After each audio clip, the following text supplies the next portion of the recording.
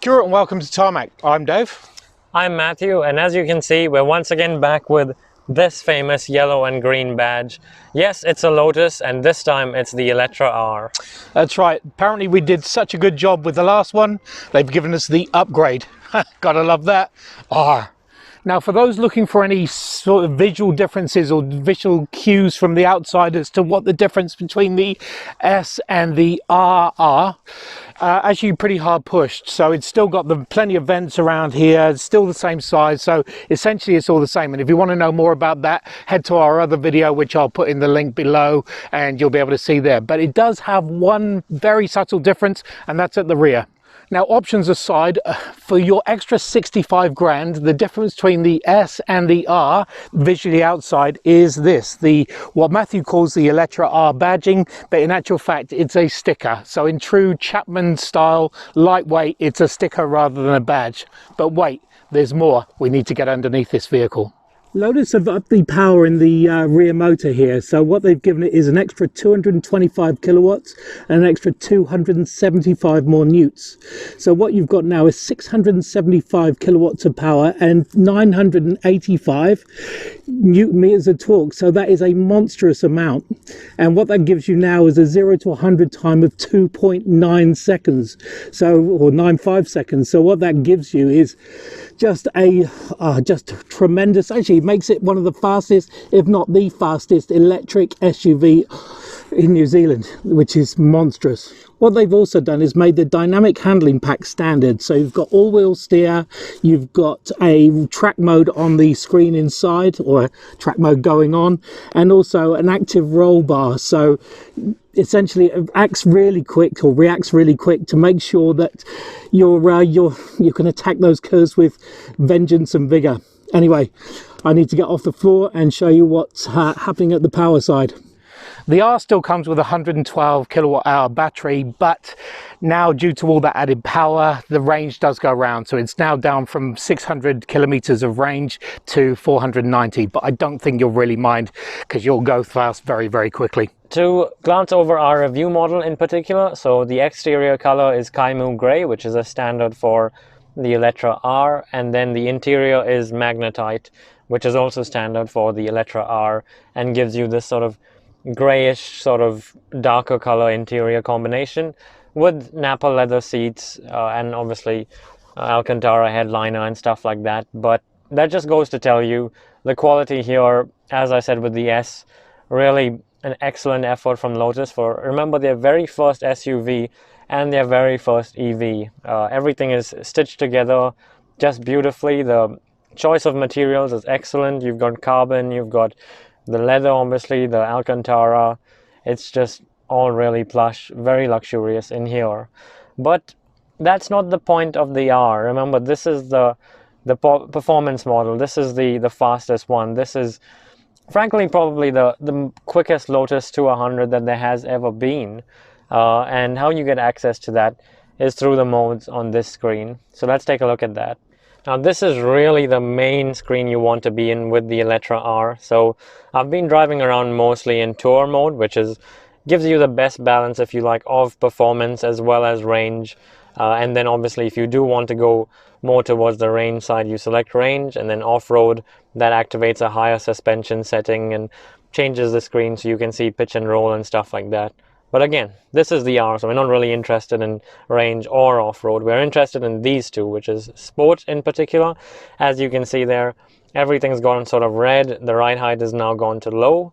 And then the screen in front of me has changed, and it gives you access to a lot more power. And you can certainly feel that when you put your foot down. And then there's track. So you select that basically, and it goes into, as you just saw, the lowest mode. The screen in front of me goes completely red. It gives me a gauge of how much power I'm using, turns off all the sort of safety and assist systems, and just gives you that 900 horsepower or that near 1000 newton meters of torque to play with entirely at the wheels. It's just an absolute weapon, so I've been told, because it has been put off limits. So we're not going to go to track, we'll go to sport. But I think that's enough of gibberish from me. It's time we take this and put that power down to the road.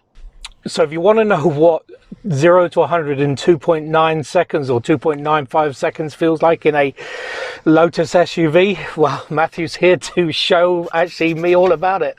Terrified? Yes, you betcha.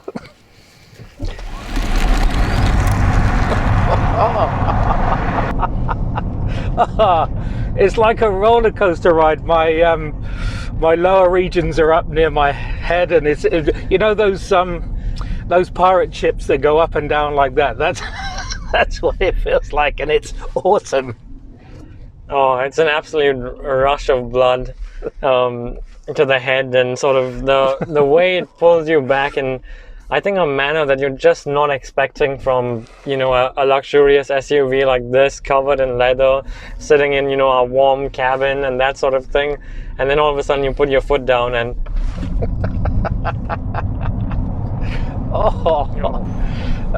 my head's all over the place, and not just because you're driving. Actually, it's because this just feels so powerful. I mean, the S was great, and don't get me wrong, it was kitted out so well and really luxurious, and 4.5 seconds 0 to 100 is tremendous. But then you put they've upped the ante, and boy, it's great. It's you know, this is supercar V8. You can see why they call it a hyper SUV. this is, as Dave said, in an entirely different league almost to performance SUVs out there in terms of power, in terms of that 0 to 100 sprint.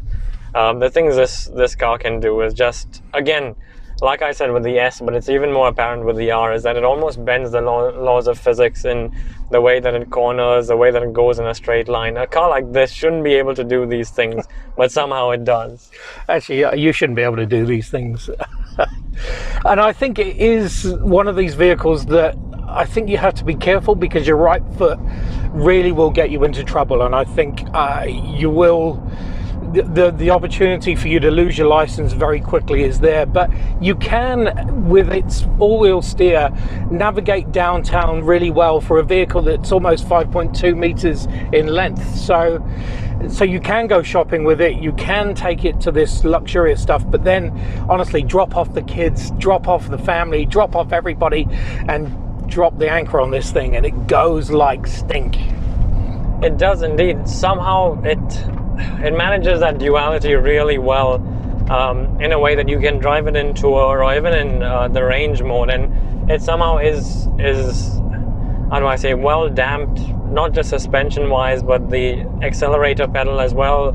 It's very smooth to drive, but then as soon as you put it into sport, it just becomes a whole different beast altogether, and a little touch of the accelerator and you're way into triple figures sort of thing. Because the thing that I forgot to mention earlier when I was crawling around under the thing, and I'm sure Greenpeace have been notified, is the fact this also has a dual speed transmission. So it really does have minimal lag when it comes off the line. And, you know, forget about turbo lag anyway, but this is just, it's a gift that keeps giving, and just terrific speed, you know, stomach churning speed, and I love it.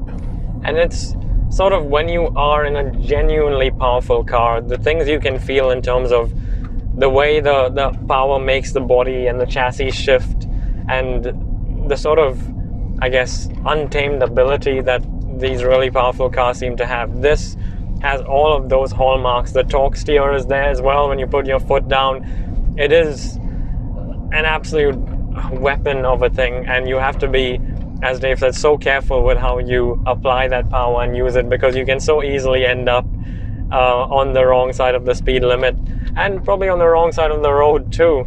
Yeah, oddly though, I found when I drove it, when I finally pried the keys out of your hand, is that it sits, or it hugs the corners so well. So the whole undercarriage and the way that the all-wheel steer and the roll bar stabilizer, it just sits so nicely and makes sure that you can attack corners in a way, again, as Matthew pointed out, you probably shouldn't be able to.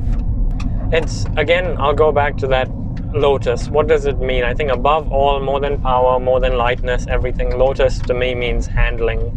And this SUV just does that part of it so well. I've been doing around here 55 corners at sort of well over that sort of recommendation, and it's just been level all throughout. We haven't even, you know, spilled so much as a drop of coffee on a rather enthusiastic drive, shall we say. Yeah, and enthusiastic is probably the way that sums it up, because you want to be enthusiastic. You want to drive this like a Lotus, and they've nailed it. They really have nailed the whole mixture between performance, power, luxury, which, to be honest, I haven't really found Lotuses or Loti to be that luxurious before, and this is very much on that, you know, tips the scale in there as well. It's a different sort of Lotus, almost the Lotus for, you know, everyday use, you can call it.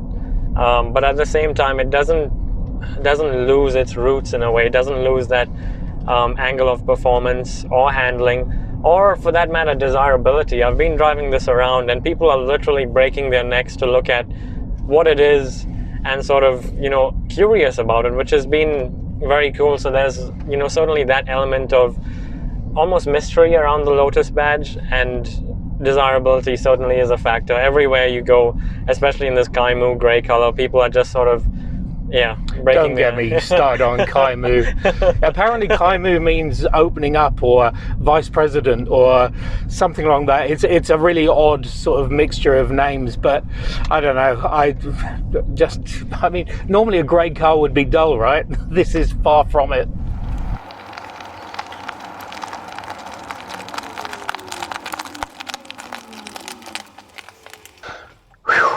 So there you have it, the new Lotus Eletre R. Is it better than the S? Yes. Is it worth 65 grand more than the S? Yes. It's a monster. Look at this smiley. Even with Matthew driving, I've got a smile on my face. That oomph off the line is, you know, stomach churning and also exhilarating. So all the sort of tick boxes you'd want in a performance SUV, or actually a performance car, you know, underlined. It is a great vehicle, even if it just has a sticker on the back to make you know it's different.